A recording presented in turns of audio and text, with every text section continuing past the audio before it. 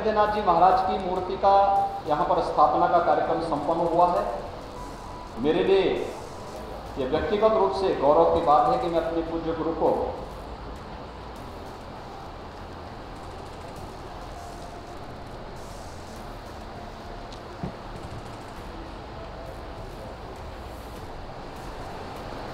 उनकी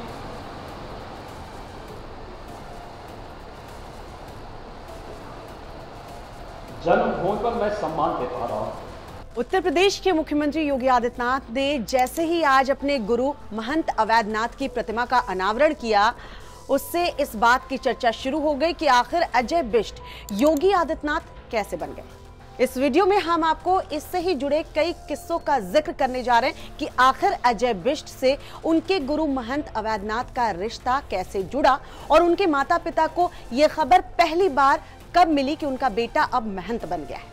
सीएम योगी आदित्यनाथ के गुरु महंत अवैधनाथ, जिनकी प्रतिमा का अनावरण का कार्यक्रम सीएम योगी आदित्यनाथ के हाथों रखा गया, वो आदित्यनाथ के गांव पंचूर से कुछ ही दूर के कांडी गांव के रहने वाले थे। अपने कॉलेज के दिनों में वो महंत अवैधनाथ के संपर्क में आए और उनसे प्रभावित होकर उन्होंने संन्यास लेने का फैसला लिया। महंत अवैधनाथ ने योगी आदित्यनाथ को अपना उत्तराधिकारी घोषित किया था। ये बात सन 1993 की है। उस समय योगी आदित्यनाथ अजय बिष्ट कहलाते थे। एक दिन अजय बिष्ट ने अपनी मां सावित्री देवी से कहा कि मैं गोरखपुर जा रहा हूं। मां पिताजी को समझ में नहीं आया कि बेटा अचानक गोरखपुर जाने की बात क्यों कर रहा है। मां पिताजी ने उन्हें रोकने की कोशिश की। जब वो नहीं माने तो मां को लगा कि वो नौकरी के लिए जा रहे हैं। पिता आनंद बिष्ट ने साफ मना कर दिया था कि कहीं नहीं जाना है, लेकिन अजय बिष्ट ने तो मानो जाने की जिद पकड़ ली थी। बाप बेटे के बीच बहस भी हुई और इसके बाद वो घर छोड़कर चले गए। नवंबर 1993 से 14 फरवरी 1994 तक अजय बिष्ट के दिन कठोर साधना में गुजरे। 15 फरवरी 1994 को बसंत पंचमी को महंत अवैधनाथ ने दीक्षा देकर उन्हें अपना शिष्य और अपना उत्तराधिकारी बना दिया।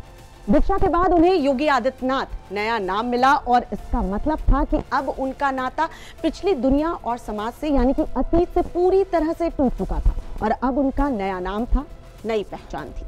अजय बिष्ट के माता पिता को एक अखबार से यह खबर मिली कि बड़े महाराज यानी महंत अवैधनाथ ने तो उन्हें अपना शिष्य घोषित कर दिया है। खबर पढ़कर मां का रो रो कर बुरा हाल था और पिता बेचैन हो उठे थे। उन्हें कुछ समझ नहीं आया। वो अकेले ही अपने बेटे से मिलने के लिए पहुंच गए। एक किताब में इस घटना का जिक्र भी है कि पिता गोरक्षनाथ पीठ पहुंचे तो देखा सिर मुंडवाए, भगवा वस्त्र पहने, कानों में बड़े से कुंडल डाले अजय बिष्ट यानी उनका बेटा उनके सामने खड़ा था।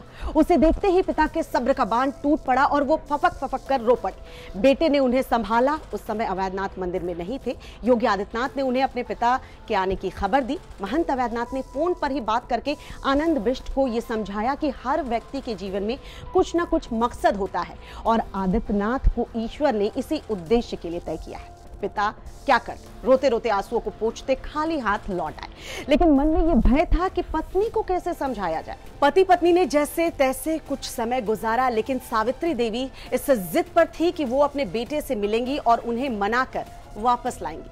अगली बार वो आनंद बिष्ट के साथ आदित्यनाथ से मिलने पहुंची। बेटे को देखते ही मां रो पड़ी, आंसुओं की धार बह निकली, लेकिन बेटा मां की आंसुओं से भी नहीं पिघला।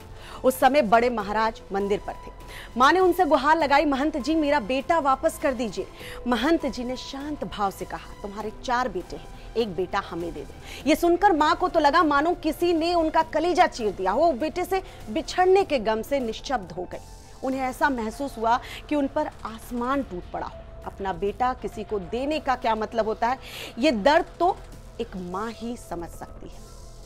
अजय बिष्ट से योगी आदित्यनाथ बनने की कहानी हमने आपको इस वीडियो में बताई। इस वीडियो को लाइक और शेयर करें और इस तरह के तमाम वीडियोस के लिए देखते रहिए टाइम्स नाउ नवभारत का डिजिटल प्लेटफॉर्म। खबरों के पीछे की खबर पहुंचाते हैं हम, आपकी आवाज को मुद्दा बनाते हैं हम। टाइम्स नाउ नवभारत को यूट्यूब पर लाइव देखिए, सब्सक्राइब करिए और बेल आइकन जरूर दबाइए।